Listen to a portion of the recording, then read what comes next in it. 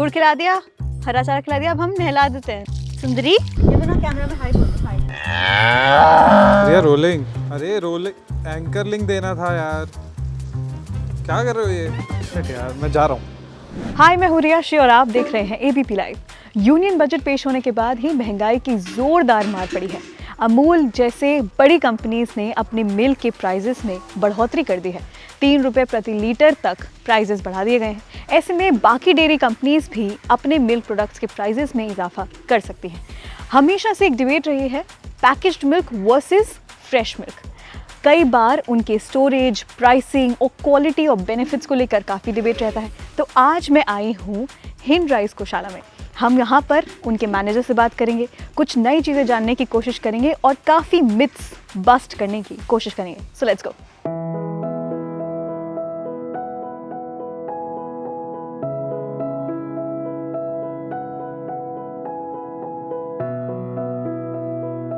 ये है हमारी देसी गौवंश की गौशाला और हिंद राइस गौशाला हम लोगों ने इसका नाम दिया है। बहुत हमारे देश से मिलता जुलता है। और इसमें आप देखेंगे हमारे पास प्योर नस्ल की जो गिर और साहिवाल जो ब्रीड्स है वो हमारे पास इस साइड आप देखेंगी तो इसमें सभी आपको जो गिर ब्रीड होती है, जो देसी गौवंश है उसमें सबसे आपका टॉप ब्रीड है। जी जी। ठीक है। और ये जो गाय भी है ये हमारे पास बिल्कुल जनरेशन रिकॉर्ड के साथ है, मतलब कि प्योरिटी की पूरी वो है इसमें, मतलब कोई उसमें कमी नहीं है। एंड इस साइड आप देखेंगी तो ये हमारा क्या है, मतलब प्रेग्नेंट शेड है। इसमें जो भी काउस वगैरह प्रेग्नेंट होती है या जिनका नियर टू काल्विंग रहती है तो उनको हम इस शेड में रखते हैं एटमोस्ट केयरिंग के साथ, कि कोई भी अगर परेशानी इन मतलब रात में या दिन में कभी भी हो तो जो हमारे गौ सेवक रहते हैं इसमें एनी टाइम अवेलेबल रहते हैं। ओके। सो किसी भी तरह का मतलब कोई नुकसान ना हो मतलब गौ माता को, राइट। एंड इधर हम अभी आगे देखेंगे, आपको मैं मिल्किंग शेड दिखाऊंगा जिसमें कि हमारे पास गिर, साहिवाल, कुछ राठी और थार पारकर भी हमारे पास ब्लड लाइन है।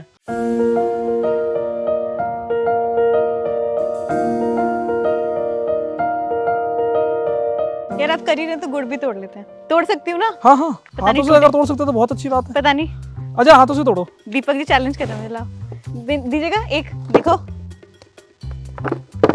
लाइए, कुछ नहीं करेंगे। Yes yes yes. क्या नाम है?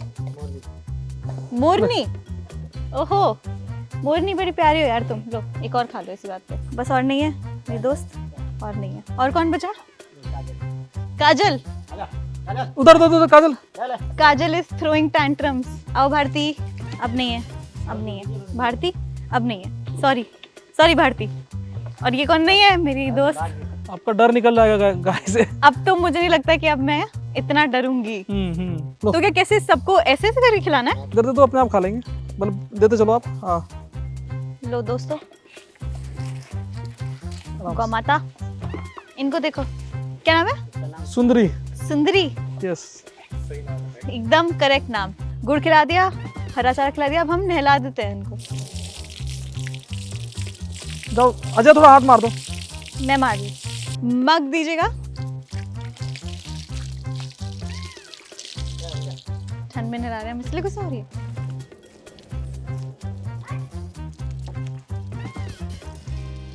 ये है हमारा मिल्किंग शेड। इसमें इस साइड हमने रखा हुआ है गिर और इस साइड रखा हुआ है साहिवाल। ठीक है। मेजरली जो हमारे पास ब्रीड है गिर और साहिवाल है, उसके अलावा कुछ हमारे पास राठी भी है। अच्छा। थार पारकर भी है। ठीक है।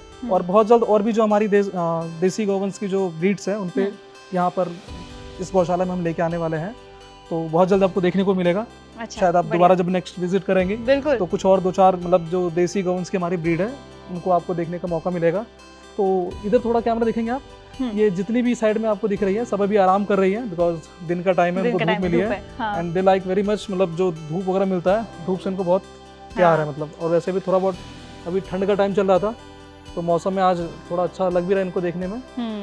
तो अब देखिए कितने तरीके से लोग आराम से शांत स्वभाव से बिल्कुल बैठे हुए हैं, बिकॉज इनकी जो स्पेशलिटी होती है वो बताइए कि बहुत शांत स्वभाव के होते हैं। हाँ। और इस साइड आप देखेंगे तो ये हमारे पास इसमें ज़्यादातर आपको साहिवाल और कुछ राठी मिलेंगी। और इसमें सबसे अच्छी चीज़ ये है कि इन गाय मतलब जो ये गौ माता है, इनके ब्रीडिंग साइकिल में हम कोई भी मतलब आर्टिफिशियल इंटेलिजेंस का यूज़ नहीं करते हैं। ओके। आप देखेंगे जब अभी आपने ये कैमरा घुमाया था उसमें एक आपको बुल दिख रहा होगा, ये प्योर साहिवाल बुल है हमारा। तो जो जिस ब्रीड की गाय है हाँ। उसको उसी ब्रीड के हम लोग उसी ब्रीड का बुल भी उसके लिए हम रखते हैं। हाँ। सो इनका जो जैसे कि हमने बताया था ना संवर्धन कर रहे हैं हम गौवंश का, तो उनका संवर्धन हम बढ़िया से कर पाए। तो जब जितना अच्छा बुल होगा उतना अच्छा आने वाली उसकी जो जनरेशन है वो मेंटेन रहेगी, राइट। और अभी जो इनका दाना वाना था सब लगा दिया है, तो खाने के बाद ये लोग बस बैठे हुए हैं बिल्कुल आराम करने के उसमें। कितने गौ सेवक हैं आपके यहाँ पर? हम लोग करीब 5 से 6 गाय पे एक गौ सेवक रखते हैं। अच्छा। तो अराउंड हमारे पास 20+ गौ सेवक हैं, ठीक है। और कुछ इस फार्म पे हैं, कुछ उस फार्म पे हैं। आपको मैं दूसरा भी दिखाऊंगा। बिल्कुल। तो जितने भी गौ सेवक हैं हमारे प्रॉपर इस पे डेडिकेटेड है गौ सेवा के लिए। वो लोग सुबह 3 बजे से उठ जाते हैं और उसके बाद इनका दाना लगाना, उसके बाद मिल्किंग, देन सफाई, तो ये पूरे प्रोसेस में लोग लगे रहते हैं। और कितने काउज बफलो कितने हैं? काउज और वो बुल्स कितने हैं आपके यहाँ? बुल्स अराउंड हमारे पास 10 है, मतलब अच्छा। 10 करीब है। हाँ। कुछ उसमें सर्विस बुल है, हाँ। कुछ मतलब अभी आने वाले हैं उसमें। ओके। और अराउंड हमारे पास 200+ टोटल कैटल है, हाँ। Including heifers also. ओके। मतलब जो बछियाँ होती है जिनको बछिया बोलते हैं, तो इन सबको ऐड करेंगे तो अराउंड 200+ हमारे पास टोटल कैटल से। ओके। तो मैं अपने दर्शकों के लिए बता देती हूँ कि बेसिकली दीपक जी जो हैं वो पूरा मैनेज करते हैं गौशाला, और वो बाय प्रोफेशन MBA हैं। उन्होंने पहले कोरोना काल में शुरू किया है। Yes. ये गौशाला उन्होंने शुरू की है और सारी अच्छी नस्ल की गायें वो पालते हैं, और इतना उनके पास ये स्टाफ है और हमने देखा कि कितने अच्छी तरीके से उन्होंने सब कुछ रखा हुआ है। और ये और इनकी वाइफ पहले शुरू करते थे, वो पहले स्ट्रीट्स पर ही है ना, Yes, फीड करते थे काउस को, पर फिर उन्होंने गौशाला खोला और अब आप देख रहे हैं कि कितना अच्छा ये सेक्टर 135 हुआ। यस, 135 बेसिकली जो मतलब इस गौशाला के जो संस्थापक है श्री नरेंद्र कुमार जी, उनका जो पर्पस है वो देसी गौवंश को बचाना है। और ये हमें मतलब कब रियलाइज हुआ, when we were in the first wave of Covid. उस टाइम हमने देखा कि जो लोग नेचुरल कहते हैं या ऑर्गेनिक कहते हैं, उस टाइम लोगों को बहुत उसका अभाव महसूस हुआ। जिसको जो चाहिए था वो मिलने को तैयार नहीं था। सो दैट टाइम रियलाइज किया हमें कुछ ऐसा करना चाहिए कि इन केस कभी कुछ ऐसा देश में या किसी शहर में, किसी सिटी में कोई भी ऐसा अगर इमरजेंसी आती है, तो उस टाइम हमें इस चीज़ के लिए परेशान होना हो। बिकॉज मिल्क क्या है, आपका डेली एसेंशियल का एक मतलब डेली लाइफ का एसेंशियल पार्ट है, उसको आप मिस नहीं कर सकते। एंड अगर आप क्वालिटी के साथ कॉम्प्रोमाइज करते हो तो then you are just compromising with your health. So अगर लंबा हेल्थ मेंटेन करना है तो you should go for the organic, you should go for the natural, which is मतलब जो भी नेचुरल प्रोसेस से किया गया है आप उसकी तरफ जाइए। आर्टिफिशियल की तरफ जाएंगे तो वो आपके सिर्फ बॉडी को इम्पैक्ट करेगा। देन वहीं से हम लोग का एक कॉन्सेप्ट स्टार्ट हुआ था कि बाहर भटकने से बढ़िया है कि हम लोग खुद देसी गौवंश पे काम करते हैं। जब रिक्वायरमेंट जनरेट होगी तो ऑब्वियसली लोग भी सोचेंगे चलो भाई हम भी 2-4 गौवंश अपने घरों में रखते हैं।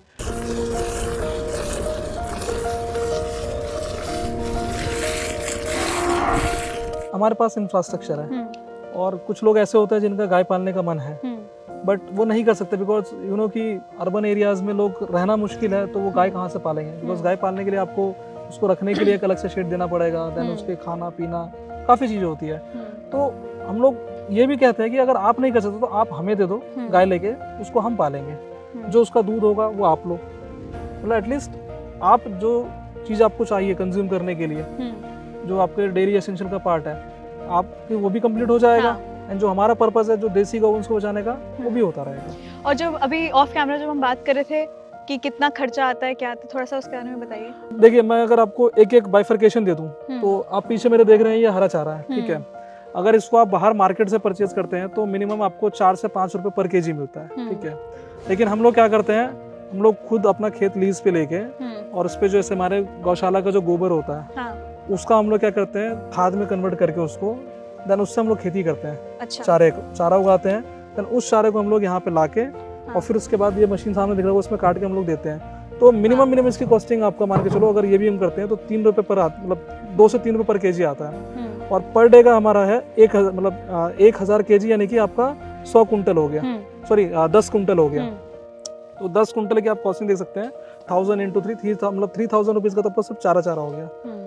और मैं आपको दिखाऊंगा ये हमारा भूस का स्टोर है, जिसमें लोग एटलीस्ट मतलब करीब 3 से 4 महीने के लिए भूसा स्टोर करते हैं। अच्छा। और अभी जो भूसे का जो कॉस्टिंग है, एक टाइम पे 7-8 रुपए भी आता था, लेकिन अभी क्या है 14-15 रुपए पर केजी चल रहा है भूसा। तो वो भी कम से कम एक गाय को एक दिन में कम से कम 5 से 6 किलो चारा कम से कम भूसा देना ही होता है। तो उसके अकॉर्डिंग देखो आप, अगर 6 kg भी आप दे रहे हो भूसा, तो 6 × 15 90 रुपए का आपका भूसा हो गया एक गाय के ऊपर। तो काफ़ी चीज़ें मैं आपको दिखाऊंगा हमारे स्टोर रूम में दाने में क्या क्या होता है। दाने में कई आइटम ने ऐड कर रखा है, खल होता है, चूरी होता है, उसके अलावा मिनरल्स होते हैं। तो सारी चीज़ें मिला के हम लोग जब कंबाइंड ऐड करते हैं तो इसका जो एक्सपेंसेस होता है वो 300+ आ ही जाता है। और जैसे किसी दिन बहुत बारिश हो या कुछ हो तो आपने शेड जो बनाया हुआ है, कैसे फिर ये एडजस्ट होती है सारी?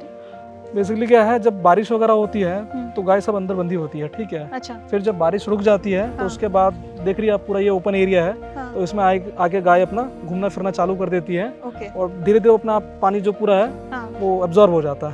क्योंकि पूरा अब देख ही रहोगे, अभी बीच में काफी बारिश हुई थी बट पूरा भी क्या है, सूखा हुआ है।